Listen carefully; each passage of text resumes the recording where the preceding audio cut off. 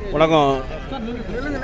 தெற்கு சோழந்தோப்பு, ஆரோக்கியபுரம், ஆவண சண்முகபுரம் ஆகிய பகுதி மக்களின் சார்பாக இன்று சாலை மறியல் போராட்டம் நடந்து கொண்டிருக்கிறது.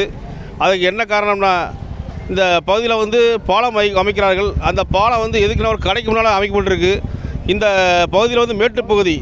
இந்த பகலுக்கு இந்த பாலம் கட்டப்படும் பகுதியிலேருந்து மேல் பக்கம் பள்ளமான பகுதி. அந்த இடத்துலேருந்து தண்ணி எந்த காலத்துலேயும் இந்த பக்கம் வந்த கிடையாது. இது போக என்ன ஒரு பியூட்டின்னா, இந்த சாலையில் கடந்த 100 ஆண்டுகளுக்கு மேலமாக இந்த பகுதியில் எந்த பாலம் கிடையாது.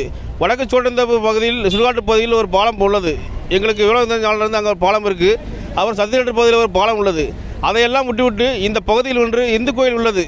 அந்த கோவில் பக்கத்திலே வேண்டுமென்று கடைகளுக்கு அருகில் இந்த பாலம் கட்டப்படுவது என்று சொன்னால், இந்த அரசு தேவையில்லாமல் மக்களை தண்ணீரை மடைமாற்றி விட்டு இந்த ஊர் மக்களையும் இந்து கோயில்களையும் காலி செய்வதற்காக ஒன்று திட்டம் நடைபெறுவதா என்று எங்களுக்கு சந்தேகம் உள்ளது.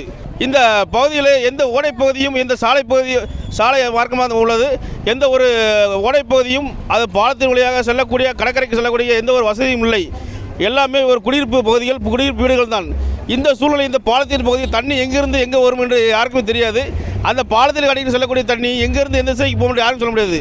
ஏன்னா அங்கே வழியே இல்லை. எப்படி வராத இடத்துக்கு தண்ணி ஒரு பாலம் போடுறாங்க எங்களுக்கு தெரியல. போகாத ஊருக்கு வழி சொல்வது போல் அந்த பாலம் போடுறாங்க. தமிழக அரசு, மாவட்ட காவல்துறை மற்றும் மாவட்ட நிர்வாகம் இந்த உலராக தலையிட்டு இந்த தேவையில்லாத இடத்தில் கட்டப்படும் ஒரு வீணான ஒரு பாலத்தை மக்கள் பணம் வீணாக தடுக்க வேண்டும். இந்த மக்களுக்கு உடனடியாக தீர்வு கிடைத்து ஒரு அமைதியான சூழ்நிலையை நிலவ வேண்டும் என்று இந்த ஊர் மக்கள் சார்பாகவும் அருகில் உள்ள அனைத்து கிராம மக்கள் சார்பாகவும் கேட்டுக்கொள்கிறேன். என் பேர் முனிஷ்குமார், வழக்கறிஞர், தூத்துக்குடி. சமத்துவ வழக்கறிஞர் சங்கம் மாவட்ட அமைப்பாளர், தூத்துக்குடி.